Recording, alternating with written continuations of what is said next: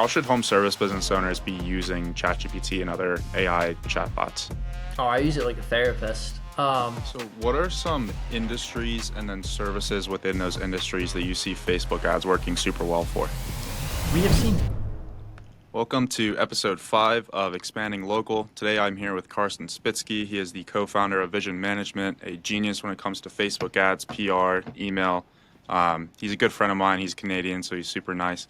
Uh, and Carson, so can you give a brief introduction how you got started in home service marketing, just kind of how you came to where you're at now? Yeah, and I've really only been involved in this space for around the last 9 months or so.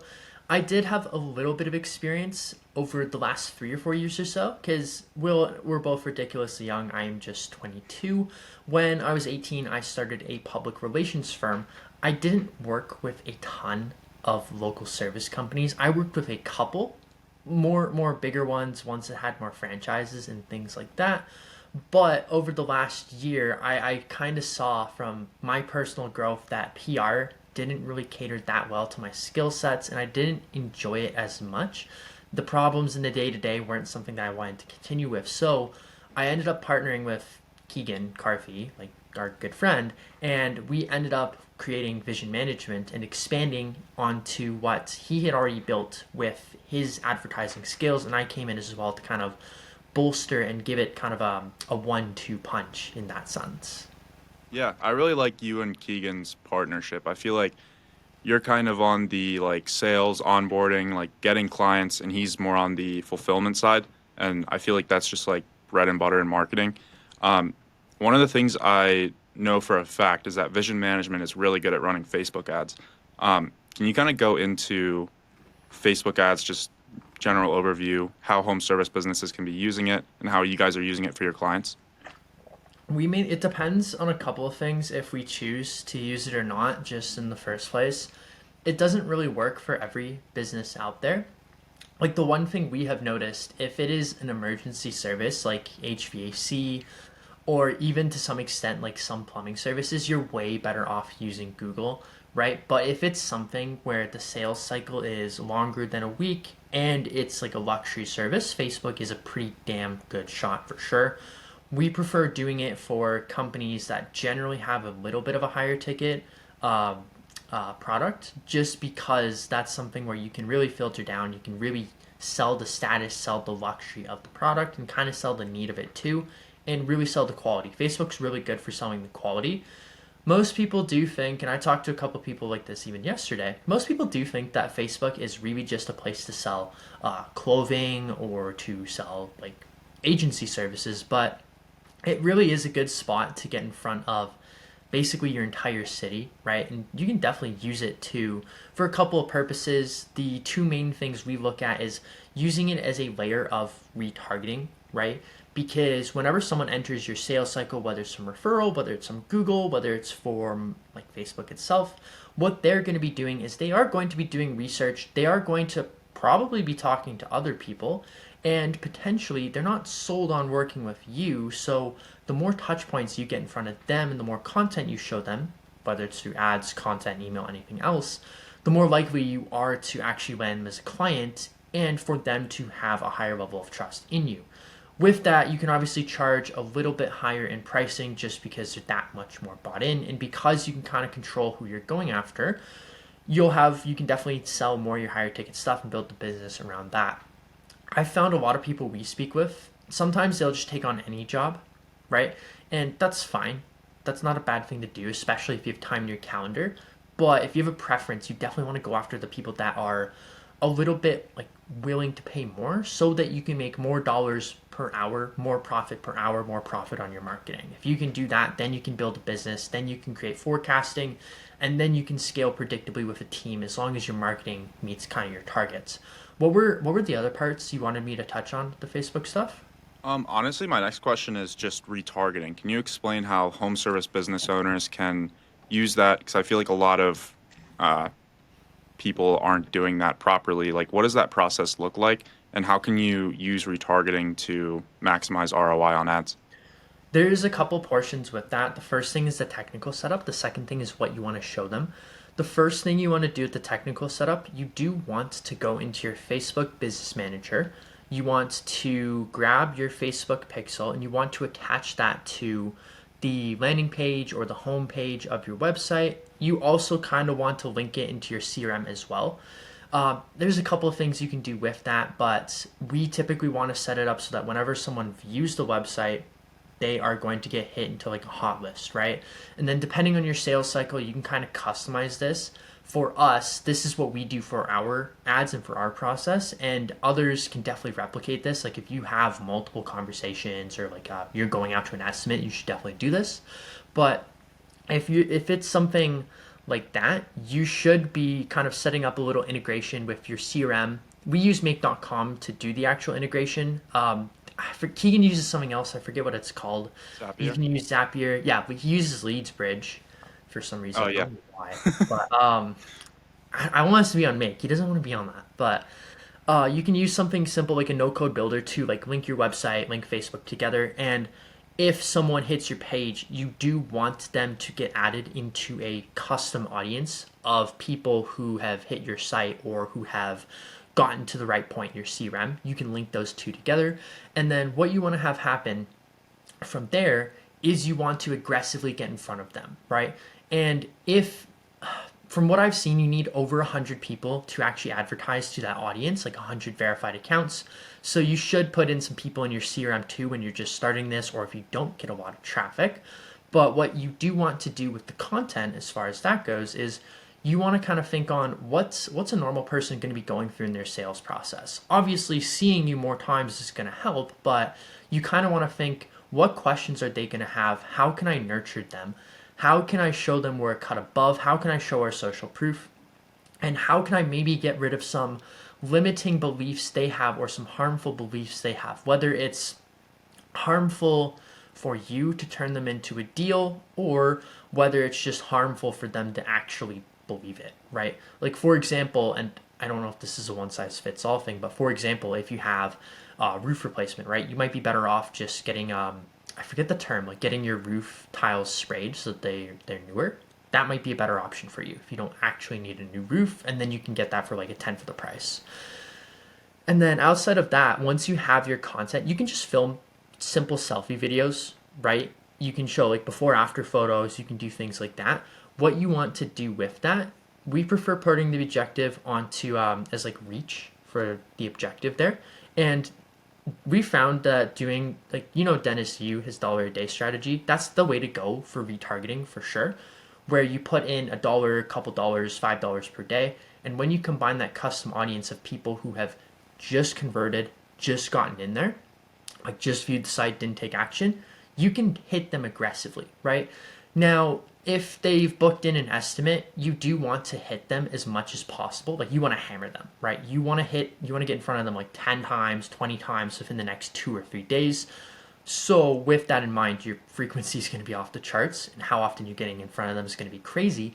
But if they've just hit the site, you still want to get in front of them a couple of times, at least, just so that they're more likely to go back in, swipe up on the website, call you guys, or consider you guys the favorites throughout the sales cycle. Those are the main things we have seen, and the more the better. The reason why it works so well is because when you're chunking down to those people that are most likely to buy, most likely to be in the sales cycle, and you're showing stuff to them that they're going to resonate with, it really makes you the number one guy. And it's something I don't see a lot of people doing, and it is a pretty damn easy way to stand out. That's for sure. So what are some industries and then services within those industries that you see Facebook ads working super well for? We have seen roofing do pretty well. With some exceptions, of course, roofing can be very saturated just depending on the city, depending on the area. Like Dallas roofing, I believe you did an episode a while back with someone who talked on a very good Facebook ad strategy to deal with those saturated markets. We can touch on that in a second, but anything where it's like ridiculous and no kind of marketing works, Facebook's not going to be a golden bullet. We've seen a lot of remodeling work. We've seen pest control work pretty well. And then outside of that, a general rule of thumb is if it can be considered as a want for a service, like something they do not have to do, they're not going to die if they don't do it, you can get away with Facebook for sure. We have seen it work ridiculously well for law. It has worked ridiculously well for real estate. Same thing with financial services. But For most home service companies, if I just deem it as something where if you have a little bit of a higher ticket service, you can definitely run it for sure. Yeah, I see that too. And I feel like what you said earlier about, you look up, like you have an emergency with your plumbing, like a pipe is leaking or like your house is about to catch on fire because your outlet is sparking. Like you look up electrician near me and you call the first one. But for Facebook, it's definitely like a longer sales process. What kind of like can you kind of walk through the campaign setups and like the different objectives you have? Maybe hit on the targeting, like if you're targeting specific zip codes. What does the setup process look like, and what are you guys seeing working for Facebook ads? Do you just mean more on the level of like onboarding a client, like start to finish, how we'd set up an ad account and manage it, or Like the bones of a campaign, if that makes any sense. yeah. The main thing I would look at, a lot of the work does come into the creation, right? What I see a lot of people do, and this is kind of a mistake, they don't make ads that cater to how Facebook delivers ads at the current time and day. And because of that, they fail. And they also don't optimize for buyers, they just optimize for leads, right? Like I talked to a solar guy and he said, oh yeah, we get leads for like $16 per lead, but only 15% of the leads even pick up the phone. And it's like, okay, cool. So you just spend all day trying to call people, no one picks up, and you just burn your time and you get a higher cost per estimate because your ad doesn't resonate. Like, great, good job. The research you want to do to actually build out the ad accounts, you want to understand what customer segment you want to go after, right? And you do really want to kind of niche down into your services. Like if you do remodeling, for example, you have kitchens, bathrooms, basements, additions, you really want to do research for each specific thing. And then let's just talk on kitchens, for example. If you're going to do a kitchen remodel, you do want to understand, okay, out of the people I've serviced, who have been my best customers, who's paid me the most, who's been the most profit, who have I enjoyed doing the most. And then you can go through and you can definitely Google this. You can definitely use like Facebook ads library. If you type ads dot ads, it's like ads, it's Facebook ads library. You can just search that. You can definitely get away with seeing what your competitors are doing just by doing like a quick little search for like kitchen remodeling, for example. But outside of that, like you can look through and you can kind of recall your conversations with them and kind of understand, okay, what are the 5 or 10 benefits they wanted? What are the 5 or 10 pain points or concerns they had? What are the 5 or 10 reasons they wanted to do this? You can also ask ChatGPT to do this too if you tell them the exact criteria of what they're looking for. And then from there, that gives you enough ammo to kind of understand how you want to position yourself, right? I see a lot of people, what they do on their ads is they just do something where it's like, get a new kitchen, swipe up. And it's like, cool, you can do that, but you're not selling them in the ad. Because of how Facebook delivers ads, the only time someone's really going to be shown an ad is if they are engaging with content similar to your ad and going out of their way to find it. Like if you go, like Will, if I send you a post and you like that post, you watch it, you send it to 5 other people, Facebook's probably going to start showing you more content like that and then more ads like that as well. What it used to be for targeting is you could do your interests and things like that and your demographics, and you could just run that, like say interested in kitchen remodel, interested in home improvement, like demographic, they were like 30, 50, stuff like that, rich. You could do that, but it has changed with the iOS 14 tracking. Facebook cannot track anything outside of their app unless you like manually set it up. So what like they cannot. It used to be a thing where if I went on my phone and I would like search like kitchen remodeling services, Facebook could retarget you, right? Now what happens if you visit a site that has like the Facebook pixel integrated, for example, that data can get passed all throughout Facebook and other remodelers can have their ads shown to you, right? With that in mind, when you understand like the research and you understand how the ads deliver, you really do want to sell them in the ad, right? People have zero trust in salespeople in 2025, especially in 2024 as well, from what I have seen. They are going to do 80%, 90%, 100% of their research before they talk to a person, right? And this is the same thing with referrals, right? The reason why they talk to you right away from a referral is because they know, like, and trust the person. The person says you did a good job. They think you'll do a good job. It's pretty simple from that perspective. You just want to emulate that feeling that you are the best option out there to get them the result they want or to solve the problem they want, and kind of convey that in your ad and in your marketing, right? If you do not sell them and you're not deemed the best option, you're not going to get the best leads, right? And then outside of that, the other things I would look at too, you do want to understand the market sophistication that you're in, right? Let's say, for example, like Keegan and I have a client down in Atlanta. There is very little sophistication because not a lot of his competitors advertise, right? So for him, we can get away with something where it's like you can just make any claim, right? We can do stuff where it's like get a free estimate to get a new kitchen, and that prints for him. We don't really have to do anything else other than showing that the status and the work is super high quality. Like we don't have to do anything else for it to work. But as you start to go down and as there begins to be more competitors that have better ads, that do better marketing, the level of sophistication from the consumers get a little higher, right? Because think of it like this. If there's 5 people running the exact same ad, exact same claim, exact same call to action, not a lot of differentiation. They don't really know who to go with. They're going to be a little more hesitant, right? They're going to have more concerns, more questions.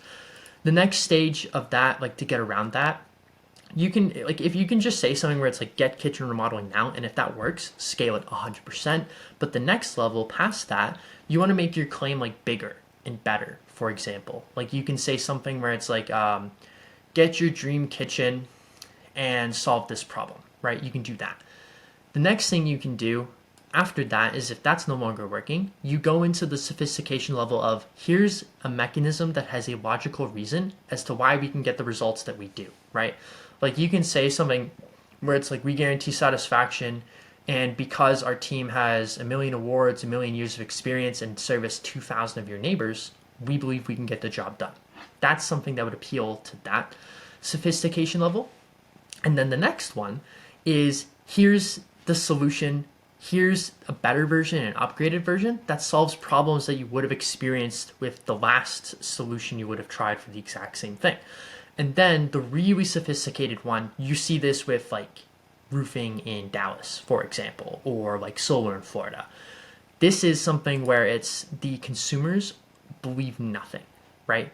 They're so overhit by marketing, they're so overhit by claims, nothing is going to work for them. That's when you have to try new ways to get in front of them, creative things, and even just new claims, new things have to be done to kind of resonate with them. Those are the main things you actually want to understand when you're making a Facebook campaign before you even start doing anything. And then outside of that, you want to sell them on your positioning, you want to sell them on your experience, and then also you do want to sell them inside of the photo and the video itself. We've seen a lot of like quick cut videos working where it's just like a video, like you can go around like a kitchen, pan around a kitchen for like 15 seconds. You can put some good music on it. You can kind of like make it like quick cuts, things like that. That works ridiculously well because when you edit and make videos like that, it sells status, right? Like we haven't seen before after photos do as well from a top down level, at least at this point in time. You can even do things where if it's not a visual service, and most home service are visual services, we found just throwing text on a screen with some colors prints. Like that does well. The next thing you want to do, you want to understand where you're delivering the lead to.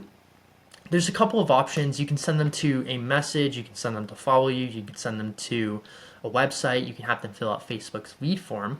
In my opinion, if you're optimizing for leads, you want to send them to a landing page on your website.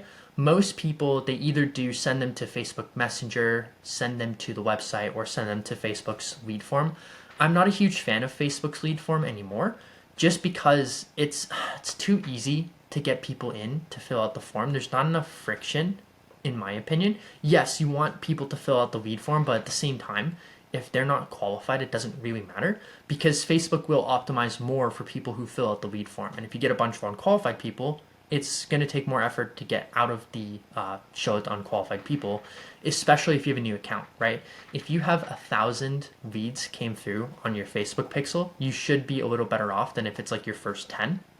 But we just prefer sending them to that landing page because it's a little extra step of friction.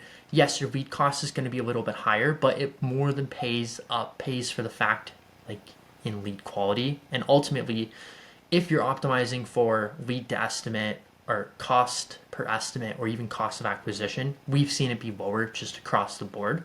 Because if you can get your cost per estimate down, assuming it's the same ticket size, keep your cost per estimate low, they generally resonate with it more, meaning they're going to close at a high rate, show at a high rate, set into a call at a higher rate, right? That's the thing we look at. And then just some base KPIs we look at.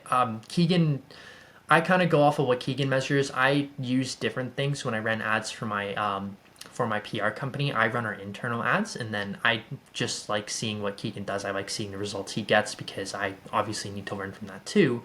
But what we look to measure is we do want to look at the cost per mil, like the CPM. That just tells us really how well the ad is performing on a Facebook content level, right? Because CPM, if you have a super high CPM, that means Facebook does not want your ads to reach people as much as possible, because what's probably happening is that ad does not resonate. People are either swiping past it really quick, they're going off of the app, like they're leaving Instagram because they got or Facebook because they got mad at your ad and they don't like it, or it's just not a good ad, right? And not a lot of people are swiping up and engaging with it. If you have a super low CPM, you definitely will likely have better ads, right? The one thing you want to combine this with is your click-through rate on the ad. Click-through rate means what percent of people go to your next step. Do they fill out the lead form? Do they message you? Do they swipe up, right? Generally, with a good click-through rate, you do want above 1.5%. If you can get higher than that, great. You always want to optimize for that. And then outside of that, you want to make sure your opt-in rate on the lander is generally around like above 5% on cold traffic. It can be as high as 10, 20%. You can definitely test things for sure.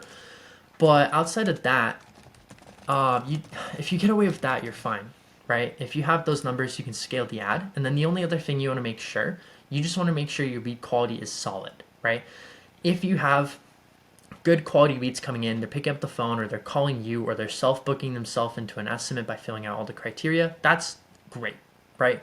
But if they're not doing that and the leads suck, you do need to analyze where the bad leads are coming from and make the adjustments that the statistics are telling you you need to make, right? Like, for example, you may need to edit the copy. The video might not resonate with anyone. Your positioning may absolutely suck. Your landing page might suck, right? Your social proof may be horrible, right? But if you do those things, you should have a few different places to know where to begin when you're testing.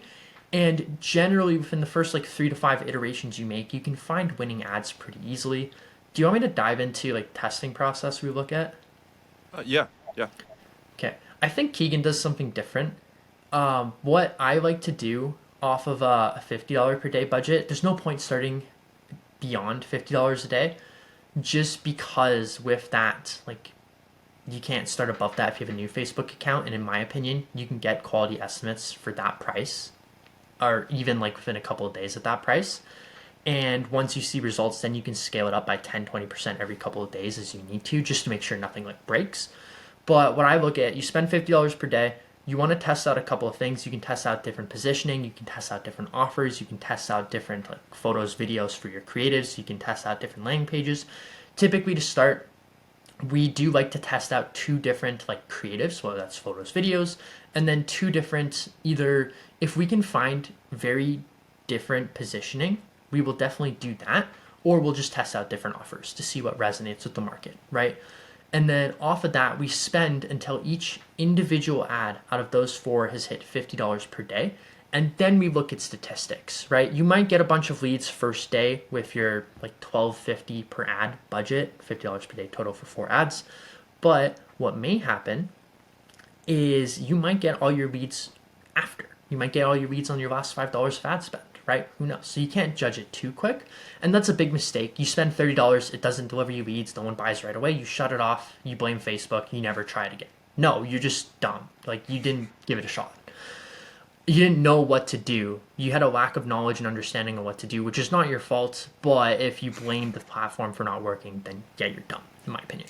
Outside of that, if you can then look at the KPIs and you can kind of see, like I said before, what's happening. Does the video creative seem to be working? Does the offer seem to resonate? Are the leads quality? If so, let's scale it up. If not, you do want to actually gather their info as well on the Facebook ad, because if you have that info, you can determine what portions of your ads are working and what portions are not. There's no point in testing if you do not know what works.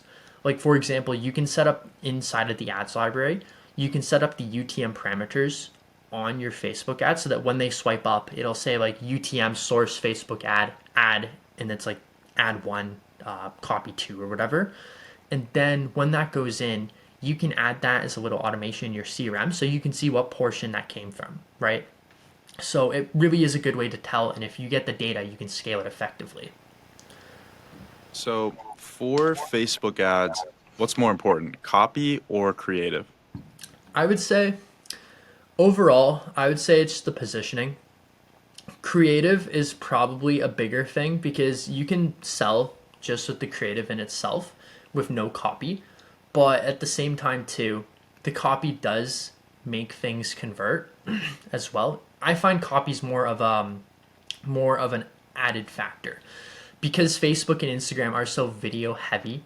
Less and less people actually read the copy, and they're just looking at the first 2 seconds before they decide to scroll. That's what I've seen. And so the Facebook algorithm, obviously, it's always changing like all the other algorithms. What have you seen change between like end of 2024 and what should people be looking for in 2025 when it comes to the Facebook ads algorithm? The only thing I've seen is you do want to have a few different like a few different winning ads and a few different winning positionings and a few different things that are winning, just because overall consumers' budgets are tightening, right? And Meta is still trying to increase their AI learning, their machine learning. They're still trying to integrate into that. There are hiccups on their ads for sure. And the other thing to note is you do not want to be reliant on one singular channel. Because, for example, in November of this year, our ad, like the cost to acquire was ridiculous when you compare it to like April or even the year before, for example. Just because what was happening was there was an election and it was Black Friday, right? And the reason why those are relevant is because how you pay for ads is you are bidding to get in front of an eyeball, right?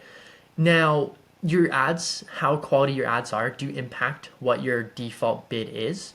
But if there are millions and billions more dollars pumped in to get to that demographic, to that person you want, it's going to be more expensive to advertise to them, right? Which is why when we do our campaigns, the best campaigns we have for home service, the targeting is it's broad targeting, and then you only want to do your radius and then the age, right? And if, say for example, 95% of your buyers are like men, for example, and women are not involved in the decision making process, they don't want it at all, no point on talking to them, right? Like for example, I'll just use a Cairo one because we actually had this. If you have if you do like a chiropractic service that only helps women, you should probably just do women, for example. But gender, age, zip code, location, those are generally fine to do. And then you want the targeting to be inside of the ad as well. Like if you're kind of clear what problems it solves, who it's for, the fact that it is catered for people who are rich, and you don't have to spell it out, you can just imply it. You can put price in the ad if you want, and that definitely does help targeting because it gets you in front of better people and it'll optimize itself over time. But those are definitely things you should be aware of, at least in the coming year. Do you think there's any benefit in Facebook ads to like targeting like wealthy zip codes or specific zip codes, or do you just do radius and kind of let it run? For the most part, radius. I haven't personally tested out too much, so I can't really speak into it as much. You generally want, if you're doing Facebook, you generally want a pretty high audience size. If you have a low audience size, what you would have, like if you wanted to target a specific zip code and there's not a lot of people, I generally look at like a couple hundred K. It's a decent amount of people on Facebook for home service. If you have under that though, what you should be doing is you should be creating different segments of your audience, right? Like for for, we'll just say like for real estate, for example, like if you're a realtor selling a home, you're going to have a sector of people who they want an investment property. You're going to have a sector of people who want their first home. You're going to have a sector of people who want to sell their home and downsize. You're going to have a sector of people like so on and so on and so on who want a retirement home, right? You're going to have like a sector of people who are immigrating to the country for the first time. They're going to need a home. You can create ads that specifically call out those people, help with their benefits, resonate specifically with them.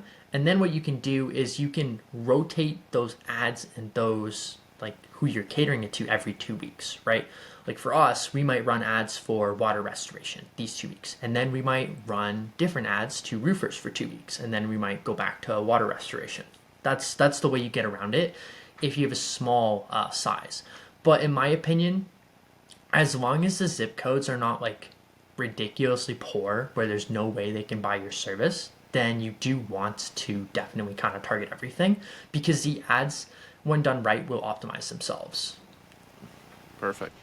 And is there anything else you wanted to talk about when it comes to like Facebook ads or just Meta in general? The only thing I do see with Meta that people should be aware of, the lead quality is definitely, it is harder to close them when you compare it to like Google or when you compare it to referrals. It is a bit of a different sales process. You generally have to poke and prod them a little bit to get on the next step. Versus like Google, you'll see this, but you probably know this, but you'll get leads who come in and they're just like, hey, I want to get my roof replaced. Like, who can I talk to? And it's just like, hey, we can send someone out in like a week. Like, that's the conversation basically. Yeah. But Facebook, you might have to do something where it's like, hey, Will, my name is Carson. I just saw you submit your info. Just talk about getting a new roof. Like, what kind of makes it relevant? It's like, oh, your roof's falling apart. Have you tried doing like this super expensive option? That's more expensive than our stuff. Oh no, we don't want to do that because it's XYZ too expensive. Ah, okay. So you kind of just looking for like the best bang of your buck? Yeah, definitely. Oh, okay. We can definitely help with that. Now we can get someone out to you. Do you mind if I ask a few more things? Sure. And then you like, qualify them, make sure they're good, and then you send someone out, right? Because the last thing you want to do at Facebook, you want them to show up, obviously. You want them to be receptive to you, and you want them to kind of know that you're the guy for it.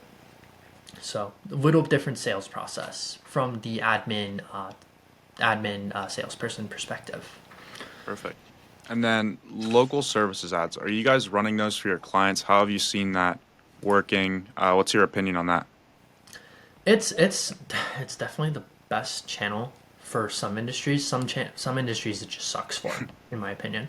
Like, I definitely want to hear your input on this, but in my opinion, anything that's deemed as like a premium service, like roofing, HVAC, plumbing, restoration, and emergency services, it crushes for. But Yeah. anything that's like deemed as like kind of cheap, like house cleaning, window cleaning, it's not as good for. What are your thoughts? I completely agree with you, and I think like that Google Guaranteed badge, even though most people don't really know what it means when they're searching, like it does add that level of trust, and it's also at the very top of the page. Um, I really think LSA has changed to where it's like everyone is doing it. Like everyone and their mother has a local services ads account. Like it used to be like this brand new thing, I think 4 years ago, where you just turn it on and print leads. Now it really depends on how many people in your market are doing it. Industry definitely changes things. Like plumbing, some locations, like we just crush local services ads and print leads. HVAC though, we had a client in Tampa, Florida, like nothing, like just crickets, and they had a lot of reviews, and they were a super competitive like company in their geogrid.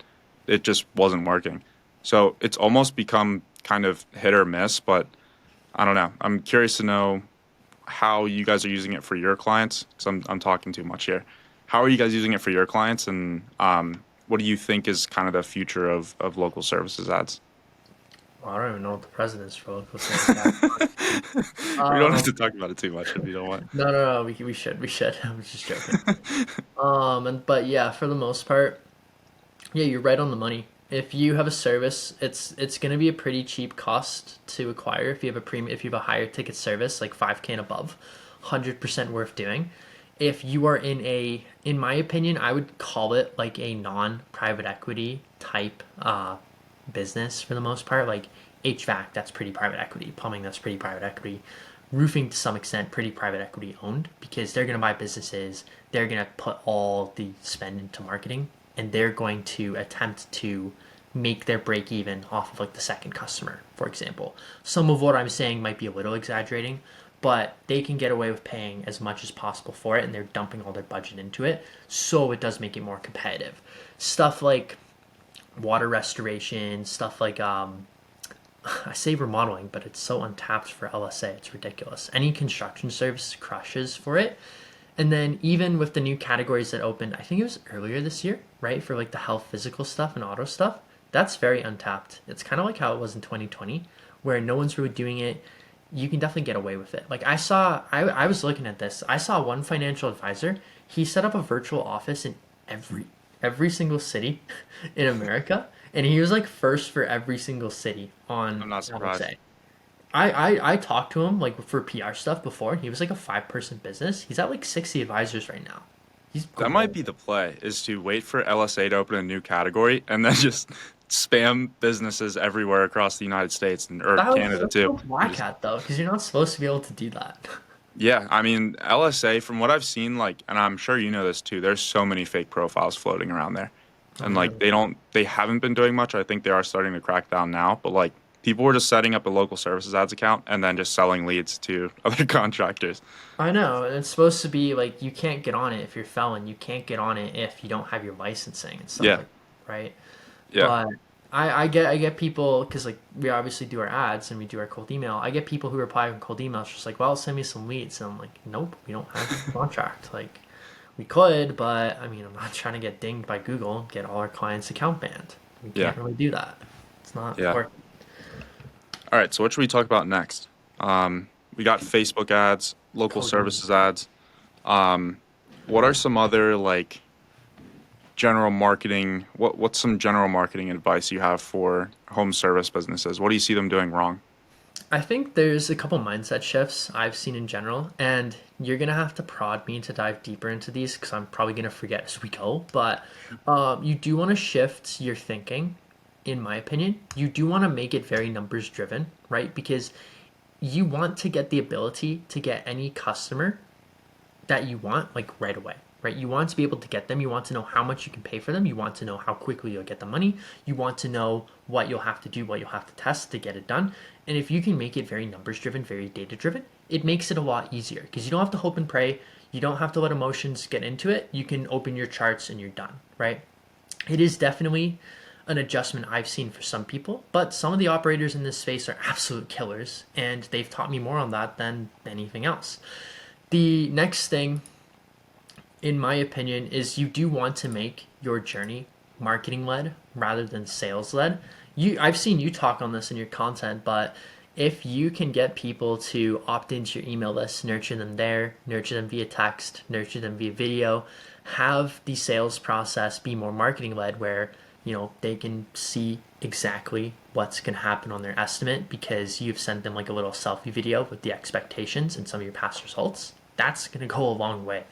And it really is the difference between making someone buy right away for a higher price or making them kind of reluctantly go with you, in my opinion. Yeah, I like what you said about mindset shift, and I think it was like episode 3 where I talked with Louis Vandervalk. I literally met him on the podcast. It was pretty cool. He kind of explained how there's hunters and gatherers with his clients and like home service businesses. Like there's the ones who understand that a marketing agency is like supplemental to your efforts and they're going to amplify what you're already doing. Um, how do you think home service business owners can sort of like understand the importance of video content and like taking pictures on job sites and like having their text be like photogenic and like recording videos of the jobs they done and befores and afters? Like, how do you? What's your advice to home service business owners to kind of like have that mindset shift?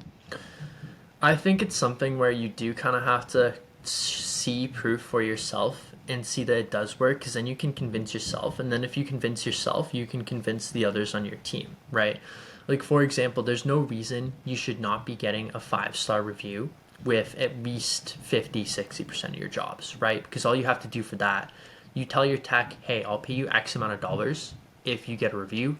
I'll give you the receptionist an extra set amount of dollars. I'll give the salesperson an extra amount. And then everyone should be mentioning our version of success is a 5-star Google review. If we did a good job or a job that you like, then we would love and appreciate if you get a review. And we are incentivized by that too, because we do get a little compensation from that. The other thing you do want to make sure of with that, I forgot the question. Fuck. Just like the mindset shift in Oh, like having your team and also yourself like on board with like creating video and photo content. And you I honestly think kind of answered it, but yeah, because like we've had to do the same thing for our business too. Because I didn't used to do a lot of that stuff, and I've just made it a priority. Like if you make it a priority, it'll get done. Like I have it mapped out to do every couple of days. I've convinced myself why it's important. I know why it's important. I've seen results on why it works, and I've have traction from it. So I that's all I've seen. You do it and you keep doing it, and it gets results, and you keep wanting to do it more, right? yeah, If you can find 10 really good reasons to do it, like for example, reviews, it'll increase your valuation, right? It will make you more money. You will have people buy just off the reviews, right? Like that's more than enough reason in and of itself. It looks cool for family and friends, right? All that stuff. You can charge more, right? All that stuff definitely helps. And if you can convince yourself more with that internal mindset shift, you're good. perfect. And PR. I know you're not doing this as much as you used to, but how can you obviously know a lot about it, and I know you're like super knowledgeable in that space. How should home service businesses be using PR to their advantage? Yeah, in my opinion, I did more sales led PR when I did this. Hold on. I'm gonna pause it real quick. I gotta turn my PlayStation on. All right, back to the podcast. Back to the podcast. What was the question? Um, Oh, the PR so stuff.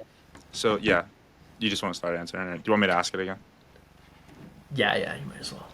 So you have experience in PR, not necessarily for like home service businesses per se, but you are very knowledgeable in the space. You know how it works. You know how to like get people talking about you.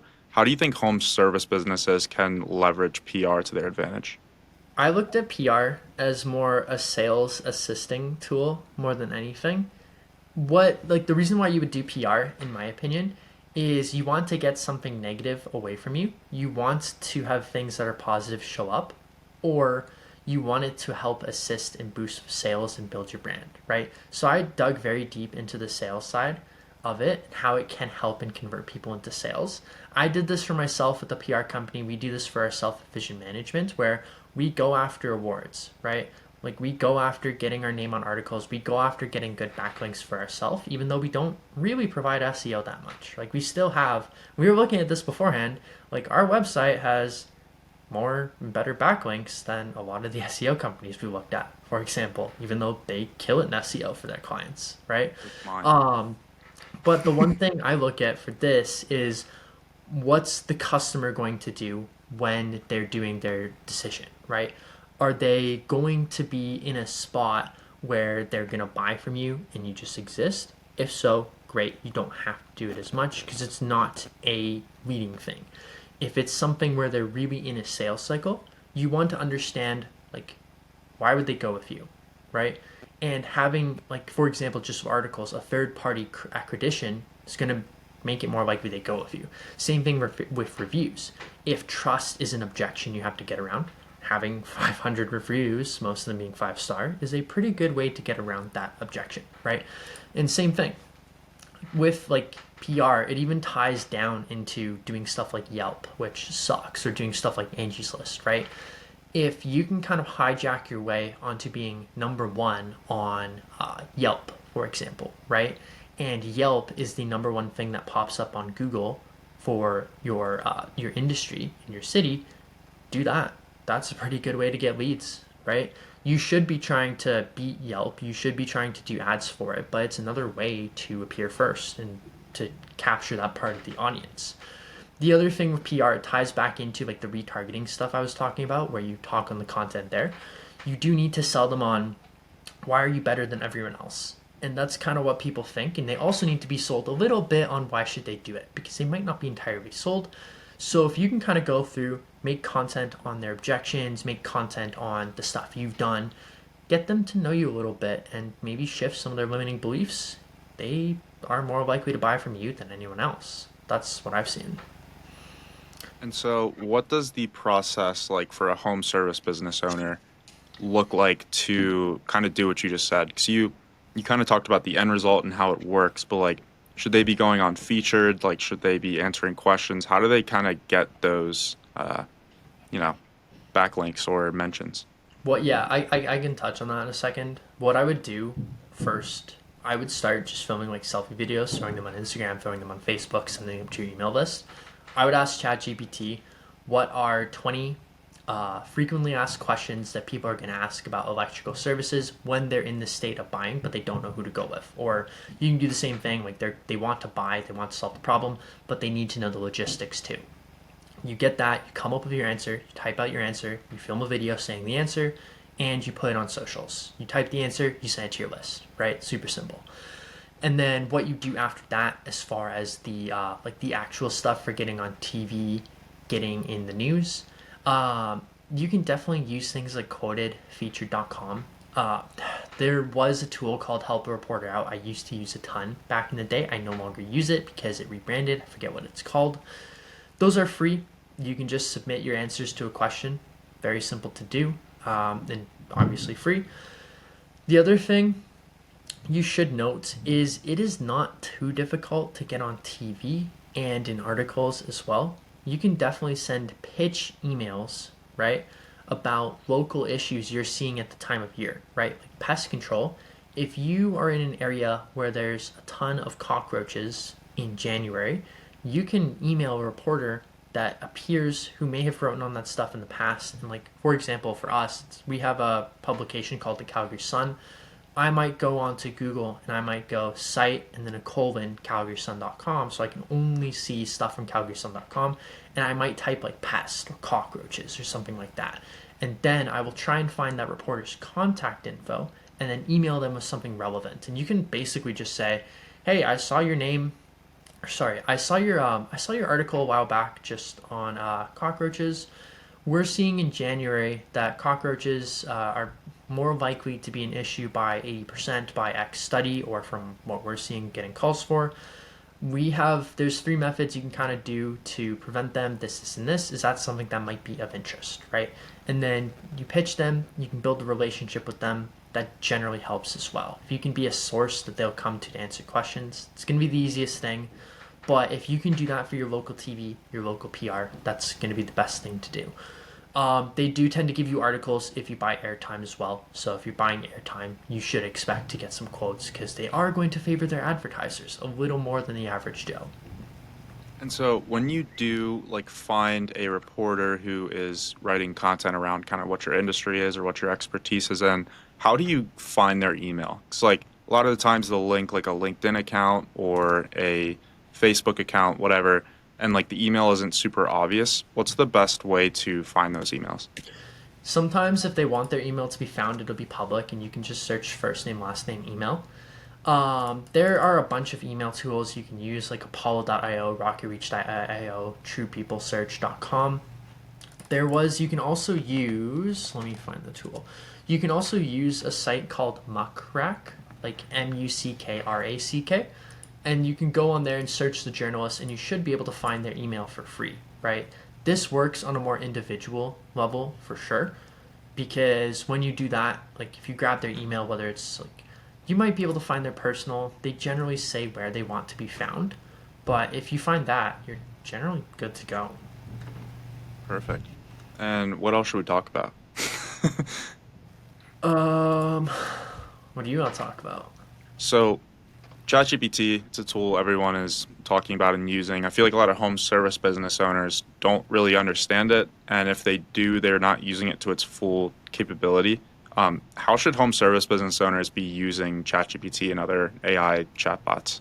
Oh, I use it like a therapist. But you do want to kind of like train your model in a way. Like if you can give it as much data on you, data on your company, like statistics you have, that's going to help it be a lot more accurate, right?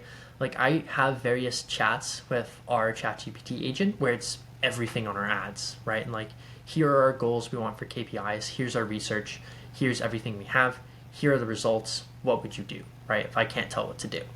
And how you want to use it, if you feed it enough examples, it can give you more, it can give you ideas, but it's only as good as you make it. What I like doing is if you have like key performance indicator reports, you can plug that into GPT. And it does a really bang up job of telling you what levers you can try pulling or things you can do that are going to be the biggest things to do. You can, I used it this year to kind of talk on my goals, and I kind of reverse engineered. I have this ads agency that services the trades. What can I do to kind of become more known and ultimately be able to service more people better, right? And ultimately, hopefully get some more business too. But outside of that, you can go back and forth and you can kind of give it your opinions too. Like if you're having issues with like hiring, you can say, I've tried this, I did this, I did this. What should I do? And then it gives you ideas, and you can say, I like this idea, but I think it'll do X and Y. What's your opinion on that? Am I being a pussy? That sort of stuff. And like you can turn it into like a world class business coach, but you really do have to give it enough data to be that world class business coach. I view ChatGPT right now as kind of like the internet, right? But you can change what it's showing you. You can turn it into the pocket of the internet where it's valuable tips, like some of the big trades influencers out there, or you can turn it into brain rot, where you're gonna watch stupid stuff for hours and hours and hours and learn nothing and maybe go backwards. So, One of the things I did like a few weeks ago was I asked who is Will Troup, and before it knew who I was, but this time it didn't. So I was like, okay, like clearly I need to fix some things. I just asked it like, how can I show up? Like, how can I make you know who I am? And it just gave me a bunch of recommendations. Do you think the same goes for home service businesses? Like, if they ask it like, who is Ron's Plumbing or uh, Roger's Electrical Service? Like, do you think they should be doing that? And do you think the advice that ChatGPT would be giving them would be helpful? do you mean in the perspective of like if you asked them something and they gave you a fix for it? Um, like if you ask ChatGPT, like, who is this person or who is this business? And it says, sorry, I have no clue who that business is. Like, you're doing something wrong. But I feel like ChatGPT kind of tells you like everything that they know about your business, and so that's kind of them telling you what you're telling the internet what your business is. So, do you think that's a good way that businesses can kind of like do their own SEO audits, or do you think it's not really there yet? Yes and no, in my opinion. Like on a deeper level, yes, because you can kind of talk like you can say, tell me what you know about like Will Troop's SEO services, right? And if it doesn't really say a lot, you got work to do, right? But if you go into a comparison, you do whose SEO service appears to be better based on the online stuff, Will Troops or this person's, and you go, how can I make Will Troops better? You can definitely do that. The one thing I will say, a lot of people I know in the marketing space used to say, oh, if ChatGPT can't Google you, if ChatGPT cannot like find you, you're not there. And it's like, well, okay, ChatGPT pulls everything from the internet right now. So, yeah, if it can't find you, you're screwed. But at the same time, just because you show up on ChatGPT doesn't really mean anything. It's like, whoop de doo, you're online. You have an Instagram profile, you have a website, you have a Facebook profile. Good job. Awesome.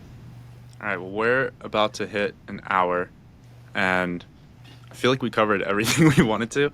Carson, where can people find more about you, Vision Management? How can they reach out to you and get like good marketing services for their home service business? I am active on Facebook. If you just search Carson Spitzke, visionmanagement.co is where our company lives. And then we primarily do the ads management services on the three ad channels we talked about: Google AdWords, Facebook, and LSA. We currently lead with the free trial because, in my opinion, I'm not a, you do need time to ramp things up and test things. And if you're paying a hefty service fee right away, like, and you need ads to work month one, month two, if you're paying that service fee, we have to skip things in our testing process and make it way less efficient to make it work. So, and obviously have a higher shot at getting burned too. So if you want to take advantage of that free trial, yeah, visit visionmanagement.co. We do not cover the ad spend, that's the only thing, but no obligations to kind of continue working with us beyond those 20 days. Perfect. And what kind of home service businesses should be reaching out? Like any specific industry, or I know you guys work with like a lot, so maybe just list them out as The best ones you we've can. seen the most, yeah, like the ones we don't have a particular like niche, but the ones we have seen the most success with have the characteristics of they're selling a higher ticket service, right? If it's a huge desire, or if it's like a desire based service, we excel at that. So for example, like something where it's like mold restoration that crushes, water restoration crushes, like roofing does well, construction services do really well, but more of the higher ticket services definitely work. Or something where it's just not that saturated for marketing, like pest control absolutely crushes. We've seen a lot of and it's not as much home service, but we've seen a lot of the services adjacent to home service, like Cairo, real estate, financial. We've seen those crush it too. But anything where it's not super saturated gets amazing results and gets ridiculous returns. The other industries like HVAC, stuff like that, plumbing, it does really well. It just, you generally do have to have more in your business for it to make it work, because marketing is an amplifier. Awesome. Well, thank you so much for coming on, Carson. Thank you for having me, Will Troop of Troop Media. It's local sync now. Local It's sync. local sync. Yeah. Is it Awesome. actually not? What? I thought it was Troop Media. No, it used to be. I like completely changed that because like Why? I'd one for like entrepreneurs and like coaches, things like that, doing marketing for them, and then another for home service businesses. And I really like home service. Dude, there's Um, no competition on Google for Troop Media. There's I'm gonna no end the more podcast.